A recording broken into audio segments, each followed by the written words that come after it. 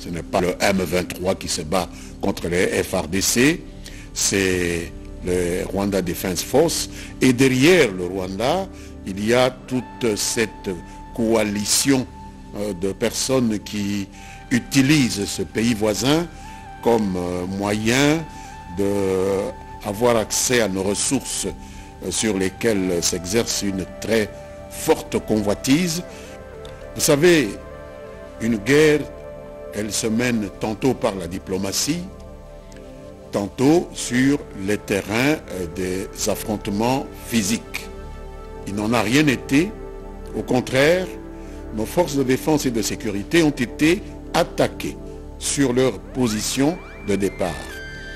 Depuis qu'elles ont été attaquées, 4-5 jours de cela, elles ont répondu au feu et jusque ce matin, les nouvelles qui nous parviennent du front se révèlent plutôt rassurantes.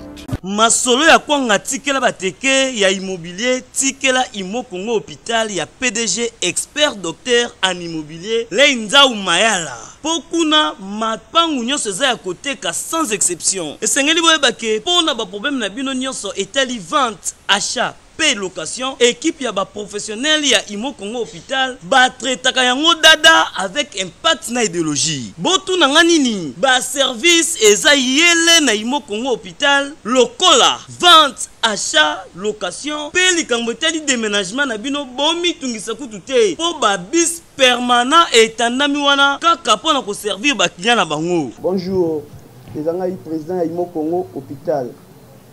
Tu bien hôpital pour la nini? Donc toute personne ozoluka ndaku ya kofutela to ya kosomba pana biso baza ba maladie en immobilier. Alors nous sommes là pour nous traiter cause de solution. Muto ozoluka villa, concession, terrain vide, même en location ou bien achat. Donc moi et mon équipe nous sommes disponibles pour nous avoir solution. Faites-nous savoir tous vos besoins immobiliers et nous nous chargerons du reste. Imo Congo nyonso ya koteka sans exception. Mapango nyonso ya koteka sans exception. Wana route de Matadi, beaucoup d'infirmières, d'infirmières bazali, bakoyamba bino bakosala musala comme il faut. To bengi bino ebele ba maman ba papa, ozala posa achat, vente, location. Toza wana pour kopesa bino ba solution ya ebele. Mama kozala no de cité toza awa biso moko okoti ozu lobiko na yo. Mapangu nyonso ya koteka sans exception. Biso na Imo Congo hôpital, mapangu nyonso ya koteka sans exception na bino. Ya solo bondi melanga masolo ya immobilier botikela yango Imo Congo hôpital. Pokuna mapangu nyonso za ya koteka sans exception. Kodutete na ya bino peza ya koteka.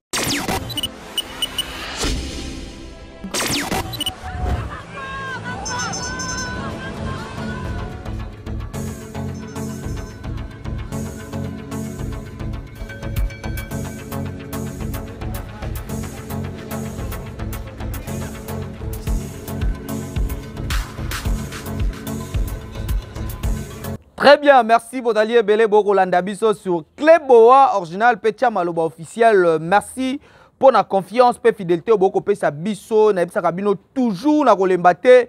Confiance et fidélité au Boko Pesa Biso ndeko Pesa Biso courage to servir bino na temps oyo Boko zila Biso to servir bino. Zalinga yo abino Gradi Mouya autrement dit le fils de la promesse tozali en direct ya République démocratique du Congo et pas wapi to kose la bino masolo alors na mokolo ya lelo na ko souhaiter bino bon dimanche pas baso bozali boko landa biso bozali ebele na 5 continents boko landa biso alors to ko souhaiter bino bon dimanche na bandaku bipai bozali na mokolo ya lelo ngai Gradi Mouya autrement dit le fils de la promesse na ko lakisa bino émission moko Lambert Mende auti ko sala après kaka ba décision au gouvernement na biso auti ko zwa contre Rwanda boyebi ke type wana ambassadeur soki karega wana ya Rwanda donc ba bengani ba pesi 48 heures fatika mboka na biso au grand prêtre César Ngadi azolo ba même fait ba pesi même 3 heures donc pour na grand prêtre César Ngadi fait ba pesi 3 heures so bino moko bolanda Lambert Mende makambo alobi na émission oyo pona masolo ya este boyebi ke Lambert Mende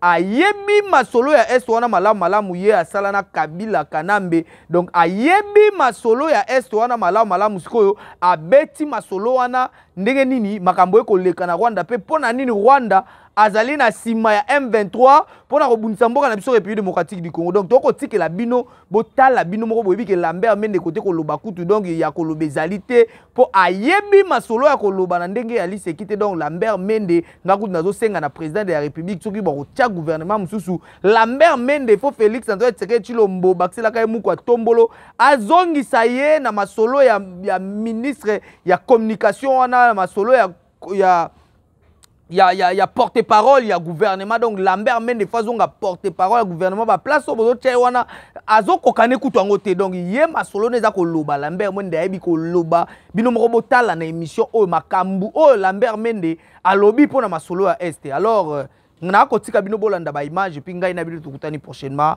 Au revoir, bye. Assemblée avec lui sur la table aujourd'hui les tours d'horizon sur toute l'actualité sociopolitique, très fournie d'ailleurs, telle qu'elle se passe dans notre pays. Merci, honorable Mende, d'avoir accepté notre invitation ce soir. Alors, la première question, la question introductive que je m'en vais vous destiner, c'est l'occupation de Bunagana, la cité de Bunagana.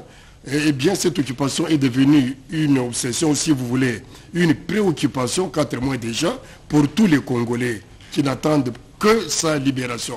Qu'est-ce qui se serait passé aujourd'hui?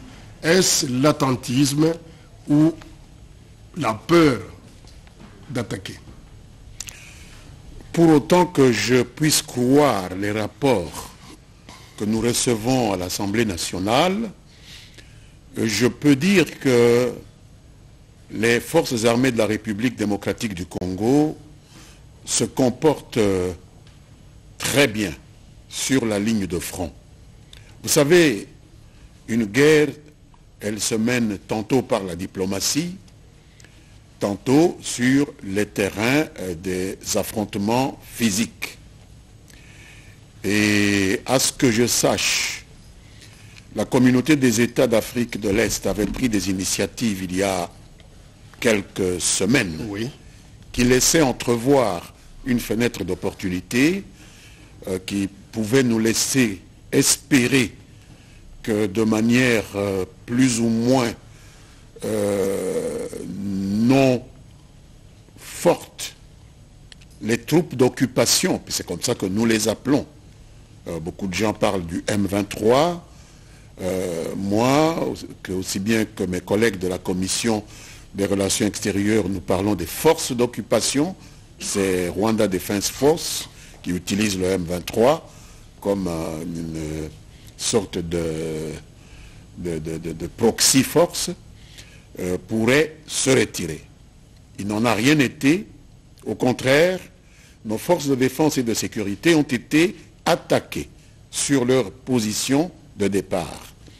Depuis qu'elles ont été attaquées, 4-5 jours de cela, elles ont répondu au feu et jusque ce matin, les nouvelles qui nous parviennent du front se révèlent plutôt rassurantes, puisque non seulement nos forces ont pu fixer l'ennemi, mais elles grignotent le terrain. Vous savez que ce n'est pas une génération spontanée, une guerre.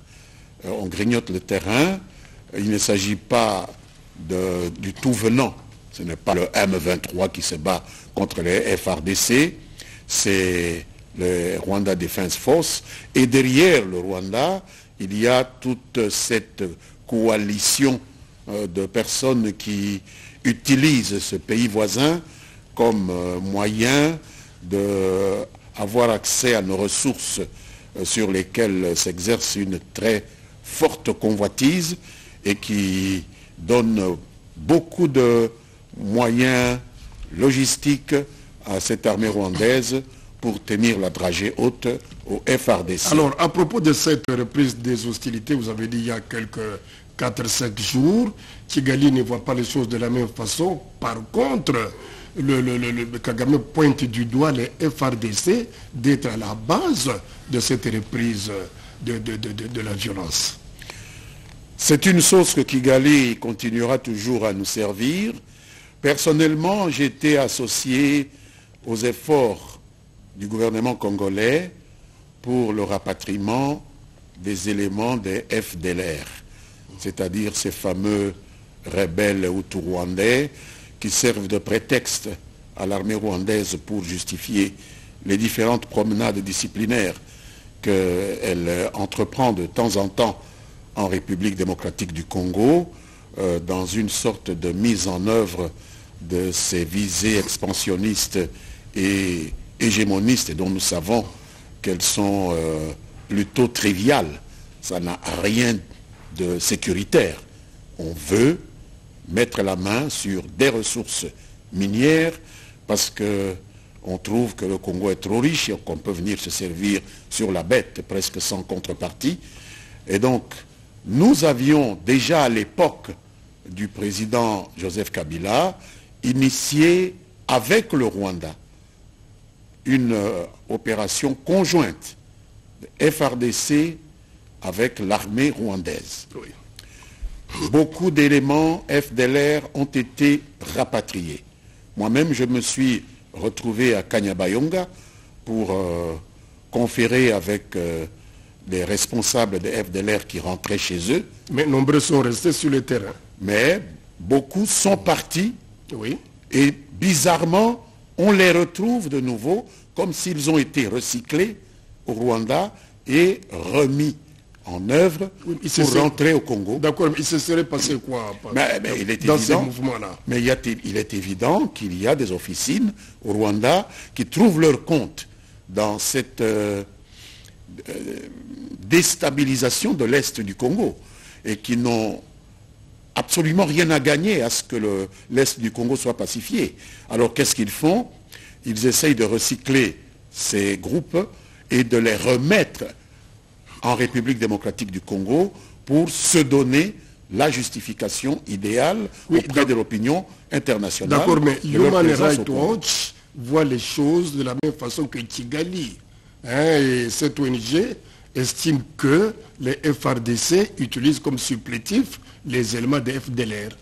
Encore faut-il savoir si l'organisation non gouvernementale Human Rights Watch n'est pas de mèche avec les milieux dont j'ai parlé ici, les fameux end users des minerais congolais qui soutiennent les officines plus ou moins occultes qui sont à l'œuvre, aussi bien à Kigali qu'à Kampala, et qui ne trouvent aucun compte à ce que la région soit pacifiée. Oui, mais alors, parce que il y a quand même un désordre. Ces rapports de Human Rights Watch ne sont pas corroborés par des rapports tout à fait officiels des structures que les Nations Unies déploient sur terrain, notamment les experts des Nations Unies, qui ont une toute autre approche. Encore que ces rapports-là n'aient jamais sur la table de discussion au niveau de l'ONU. Notre diplomatie doit absolument se déployer pour obtenir que ce rapport qui a été élaboré par les experts des Nations Unies soit mis sur la table, discuté et que des résolutions puissent s'en suivre. Mais le chef de l'État avait demandé ça lors de la dernière Assemblée générale. Il avait demandé au président en exercice, au Conseil de sécurité, pour que ces rapports soient distribués à tous les membres. Chose qui n'a jamais été faite. Il faut continuer à marteler cette demande et je n'ai aucun doute que si notre diplomatie se déploie de manière intensive comme elle le fait maintenant, la plupart d'autres pays africains, parce qu'il n'y a pas que des pillards autour de nous, il y a des gens de raison, il y a des gens doués de raison qui sont autour de nous, qui observent cette situation avec une certaine préoccupation, jusqu'à amener les responsables de l'administration onusienne, aussi bien que ceux du Conseil de sécurité, à mettre effectivement sur la table ce rapport qui leur est destiné et à en tirer les conclusions qui s'imposent. Oui, mais est-ce que vous n'avez pas l'impression, avec moi, que la RDC, dans ces situations, paraît combattre seule contre tous? Puisque nous avons l'impression que derrière notre pays, il n'y a aucune force en fait capable ou disposée à pouvoir intervenir pour mettre fin à cette agression. Nous devons vivre avec l'idée que nous sommes un pays, nous sommes une unité, nous avons des ressources qui provoquent des convoitises un peu partout et qui, lorsqu'elles seront totalement à notre disposition, ne profiteront pas à ceux qui les pillent. Et que ceux qui ont aujourd'hui la possibilité de pouvoir participer à ce carnage, à ce pillage systématique, se mobilisent avec beaucoup d'énergie et que peut-être ceux qui ne sont là que comme des observateurs, peut-être de bonne foi, n'ont pas nécessairement le dynamisme nécessaire pour sortir de leur train-train quotidien et venir à notre rescousse, il nous appartient de les secouer, mais la première ligne de défense, c'est la nôtre. C'est nous-mêmes qui devons nous mobiliser, parce que c'est nous qui faisons l'objet de cette animosité. C'est nous la cible principale et il nous appartient de nous défendre sans nécessairement attendre qu'une coalition se forme par je ne sais quel miracle de la charité internationale aux côtés de la République démocratique du Congo. Oui, mais on voit les Français, par exemple, au Sahel, intervenir pour chasser toutes les forces obscures. Mais pourquoi chez nous? Pourquoi deux poids, deux mesures? Je ne sais pas si le point de vue des populations du Sahel est celui que vous définissez. Aujourd'hui, nos amis français sont bien en difficulté de justifier leur présence dans ces pays sahéliens où des forces populaires sont mobilisées dans la plupart des cas pour les bouter hors de ces différents pays. Ce n'est pas toujours facile. Encore que notre pays est dans une situation relativement différente de celle dans laquelle se trouvent les pays du Sahel, compte tenu notamment de l'importance de ces ressources sur lesquelles nous sommes assis et qui fait que le nombre de ceux qui convoitent ces richesses est proportionnellement plus élevé que partout ailleurs. Alors, mais pour vous, M. Mendy, le M23 doit se retirer ou il faut le chasser? Le M23 n'a pas à exister. D'abord, c'est une réalité pour moi qui n'est pas, si je peux m'exprimer par une tautologie, réelle. Le M23, c'est une fiction. C'est une fiction créée par le Congo-desque. C'est un bureau qui existe dans les services de sécurité rwandais à Kigali et qui invente comme ça des fictions. Aujourd'hui, c'est le M23, hier, ça a été le CNDP, etc. Et donc, c'est une fiction qu'on invente à Kigali, et je peux mettre ma main à couper qu'au sein du M23 se trouvent beaucoup de combattants réguliers de l'armée rwandaise et qui sont présentés comme des M23, puisque morphologiquement, vous ne pouvez pas distinguer un Rwandais d'un Congolais de l'Est. C'est très difficile. Mais ils ne sont pas disposés à se retirer volontairement. Alors il faut absolument les pousser par la force à se retirer. Mais par contre, ils chercheraient à gagner encore d'autres positions. Il faut les en empêcher. Dans les Rutshuru. Nous devons les en empêcher. Alors, qu'est-ce que vous dites à propos de ceux qui estiment qu'il faut aller à la table des négociations avec le Rwanda, l'Ouganda et le Burundi, par exemple? La négociation est indispensable avec les pays voisins qui se laissent aller à rêver de cette hégémonie qui est tout à fait contraire au principe du droit international.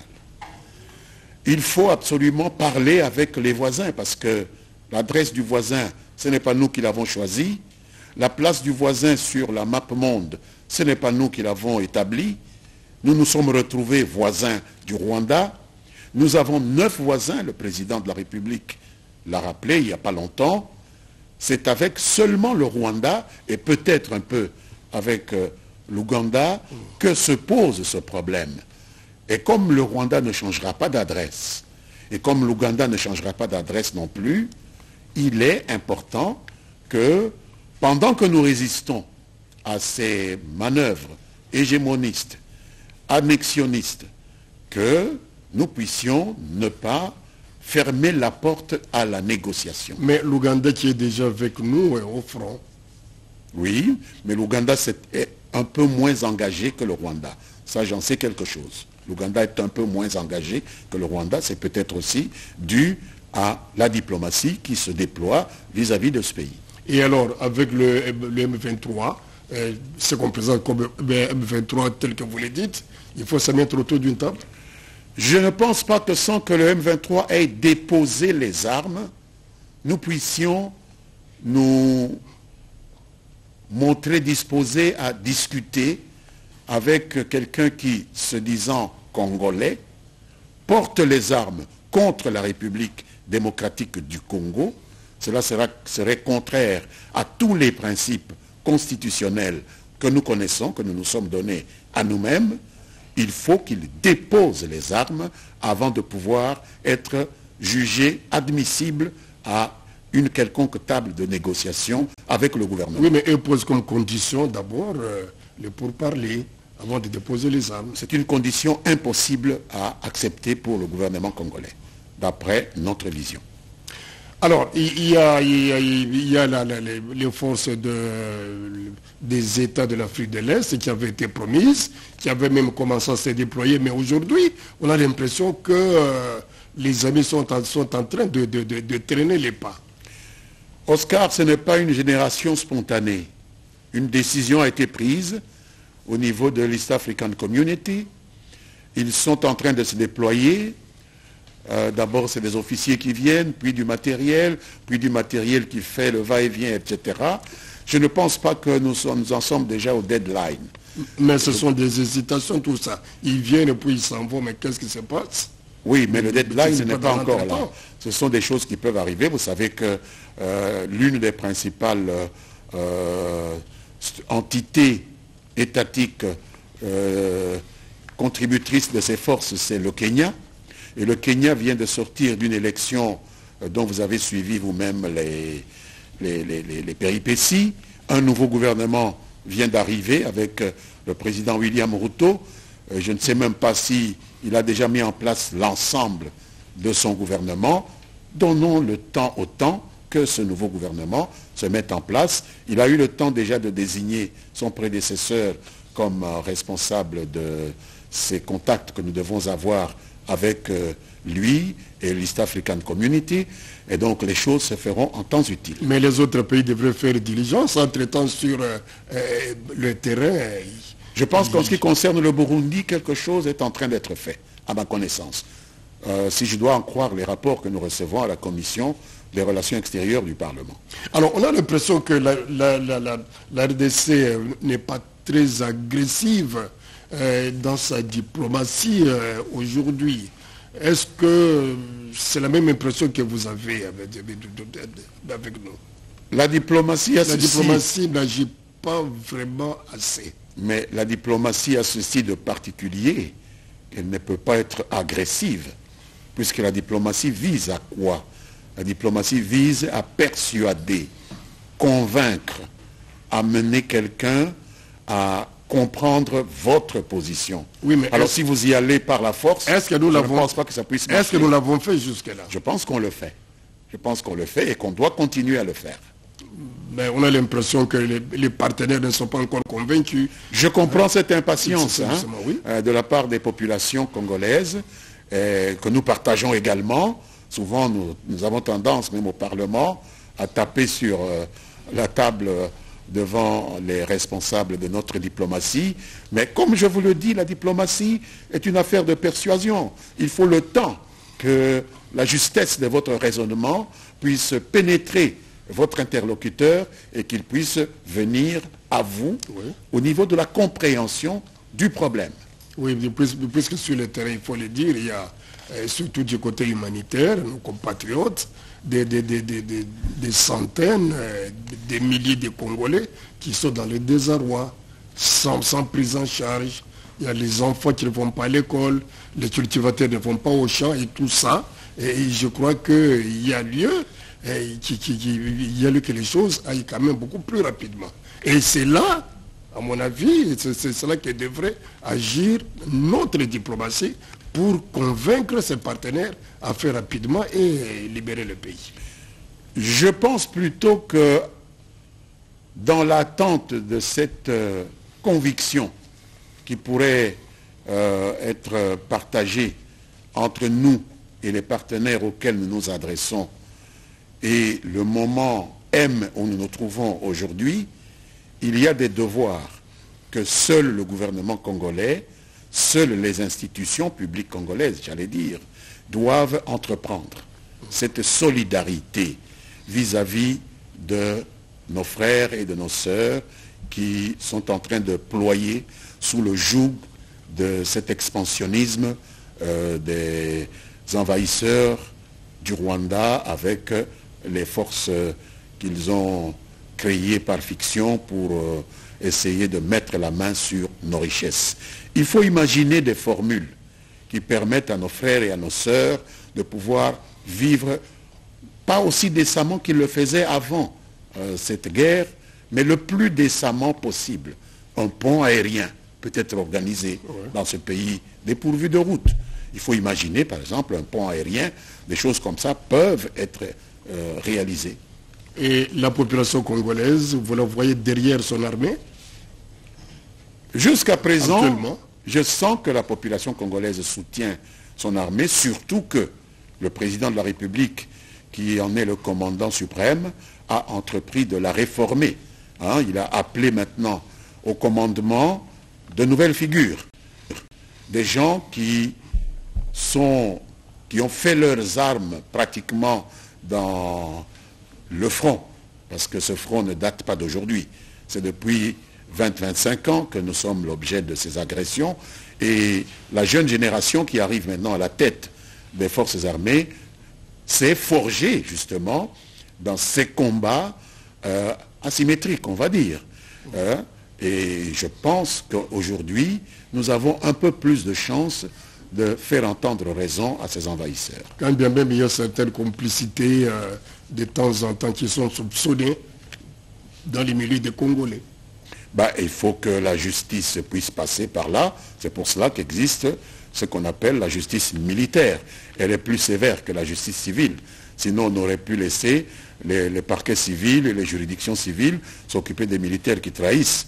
Mais vous savez que la justice militaire a la main plus lourde, parce qu'on pardonne moins à un militaire qui trahit qu'à un civil qui a fauté. Donc là, je pense qu'il faut faire confiance à la justice militaire. Alors, d'un point chaud à un autre, aujourd'hui, nous allons quitter momentanément l'Est pour atterrir dans le Bandundu, et plus précisément dans ce qu'on appelle aujourd'hui conflit Teke-Yaka, dans le district, donc dans le secteur de Kwamout. Alors aujourd'hui, on ne comprend pas exactement ce qui se passe. Qui combat qui dans cette zone? C'est un conflit intercommunautaire, d'après ce que nous savons, ce qui nous a été rapporté au Parlement. C'est un conflit intercommunautaire né de disputes foncières, le contrôle de la terre. Il y a des gens qui estiment que certains de leurs compatriotes qui sont venus soit cultiver, soit faire de l'élevage sur leurs terres, devraient payer une sorte de redevance coutumière. Je ne sais pas comment cela s'organise n'étant pas du coin. Et puis il y a une résistance à quitter cette redevance-là. Cela a commencé par des petites escarmouches de cette nature-là, peut-être qui n'ont pas été suffisamment prises au sérieux par l'administration territoriale, et d'évolution en évolution, on en est arrivé à des véritables batailles rangées que le gouvernement doit absolument prendre en considération. Dieu merci, cela a été fait. Les forces armées ont été déployées à Kwamout et on nous apprend que des groupes de tous les deux côtés ont pu être mis hors d'état de nuire, et que certains de ces malfrats qui profitent de ces situations-là pour soit assassiner, soit brûler, soit détruire des propriétés, sont aux arrêts et ont été présentés au moment même où nous parlons devant les juridictions compétentes. Il n'y a pas de main noire, il n'y a pas de main noire derrière tous ces groupes. Bon, on peut considérer qu'il y a toujours quelqu'un qui tire la ficelle, mais dans la mesure où le problème dans son pristine état est connu. C'est un conflit entre deux communautés qui peut être utilisé par certaines personnes. Je ne pense pas qu'il faut s'attarder à parler de main noire. Il faut rentrer dans les contacts qui doivent être organisés par l'État entre les deux communautés et faire en sorte qu'elles trouvent un modus vivendi, parce que les Tékés ne pourront jamais chasser les Yakas du Congo et les Yakas ne pourront jamais chasser les Tékés du Congo, et selon la Constitution, tout Congolais est chez lui en République démocratique du Congo. Il faut leur faire intégrer cela et c'est la tâche du gouvernement. Oui, mais est-ce qu'il ne faut pas craindre l'élargissement de ces conflits? Vous avez suivi avec nous le cardinal qui a estimé ou qui a relevé qu'il y a certaines dans cette structure informelle qu'est le caucus des députés du Sankourou pour m'occuper essentiellement de préparatifs électoraux parce que je ne voudrais pas prendre le train en retard. Ça veut dire quoi exactement? Qu'est-ce qui Je vais me déployer à travers la République pour mettre en place les structures qui vont accompagner nos candidats lorsque le moment sera venu. Vous-même, vous serez candidat? Naturellement, aux élections législatives, évidemment, puisque je soutiendrai Félix Tshisekedi à la présidentielle. Pourquoi Félix Tshisekedi? Parce que je suis membre de l'Union sacrée qu'il a créée avec mon parti, la Convention des Congolais Unis. Voilà, alors, il y a eu la dernière mise en place au sein de l'armée. Je crois que nous allons essayer de... Il reste encore 5 minutes. Est-ce que ces changements au sein de l'armée est de nature en fait à favoriser l'évolution, une évolution positive en ce qui concerne les fronts en ébullition actuellement? Je vous ai dit tout à l'heure que la génération que le président Tshisekedi vient d'appeler à la tête de l'armée est une génération qui est née dans des situations de front. Elle est née au front. Ce sont des jeunes qui ont baroudé dans différents fronts à travers la République parce que notre pays n'a pas cessé au cours des 2 dernières décennies de faire les frais de ces agressions qui viennent de l'Est. Et la plupart de ces jeunes qui sont aujourd'hui montés au niveau du commandement supérieur de l'armée autour du président sont des jeunes qui ont fait, après avoir fait leur classe bien sûr, ils ont fait leurs premières armes au front. Et donc ça nous donne un peu plus d'espoir sur leur capacité à faire face à ce danger auquel ils ont pris l'habitude de se collecter. Alors Félix Tshisekedi est aujourd'hui qui accepte la facilitation, à la demande de ses pairs bien entendu, de la CAC, la facilitation dans les conflits tchadiens, alors que chez lui ça brûle. Évidemment, c'est des choses qu'on a entendues, qu'on a lues dans les réseaux sociaux.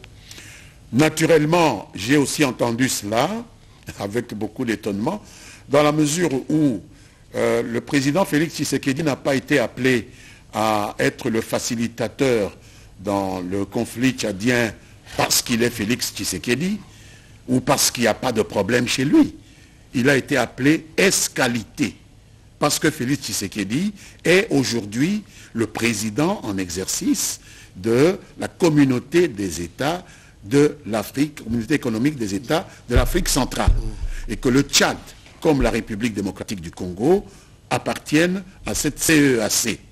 Et dans les principes qui guident la CEAC, de telles facilitations sont confiées à la personne qui a la charge de diriger pendant cette période où il y a un problème, une organisation régionale ou sous-régionale. Quoi de plus naturel que l'on fasse appel à celui qui préside la CEAC pour s'occuper d'une facilitation au sein d'un pays membre de la CEAC. Il peut s'en sortir? Je pense qu'il peut s'en sortir. D'abord, c'est quelqu'un qui vient de passer plus de 3 ans au pouvoir, qui a montré ses capacités à parler avec différentes personnes ou différentes institutions, différentes entités étatiques, même celles qui sont en conflit ouvert avec notre pays. Sur les 9 États que nous avons autour de nous, il n'y en a que 2 avec lesquels il y a un peu de problème. Partout ailleurs, il a réussi à créer une situation qui nous semble assez apaisée autour de nous. Et donc, c'est une expérience qui peut compter. Oui, ça peut compter, mais quand sur le plan au Tchad, on entend déjà des positions tout à fait négatives, opposées à cette médiation. Vous savez que on aurait fait venir Jésus-Christ pour faire la médiation. Il y aurait eu toujours au Tchad quelqu'un qui aurait dit qu'il n'est pas d'accord. Il faut juger une personnalité à l'œuvre. Il ne faut pas préjuger des capacités d'un chef d'État lorsque ses collègues l'appellent à réaliser un travail quelconque. Félix Tshisekedi est un chef d'État. Aujourd'hui, il assume la direction de la CEAC. La CEAC lui a confié cette facilitation. Il est en train de la commencer. On ne va pas quand même déjà préjuger de son échec. Attendons qu'il puisse s'y prendre et nous verrons au résultat. Ce n'est qu'au résultat qu'on peut juger quelqu'un. Alors, on termine par le budget. Bientôt, vous allez, au niveau de l'Assemblée nationale, passer au débat de ce document qui vous est déjà proposé. Dès demain. Dès demain déjà, merci. Alors, est-ce que la population va y trouver son compte? Puisque le président de la République, même à l'Union sacrée, vous nous dites, le peuple d'abord. Je suis d'avis que oui, dans la mesure où il y a certes beaucoup de choses à faire pour la population et peu de moyens à mettre à disposition. Mais quoi qu'il en soit, ce qu'il faut reconnaître, c'est que pour la première fois depuis plusieurs années, il y a eu une embellie dans la capacité de l'État à collecter les recettes publiques. Auparavant, nous en étions à entre 5 et 8% du PIB qui constituait le budget de l'État, alors qu'un État normalement constitué, cela doit nager entre 20 et 25%. Aujourd'hui, nous sommes à entre 13 ou 15% du PIB qui rentre dans la caisse de l'État.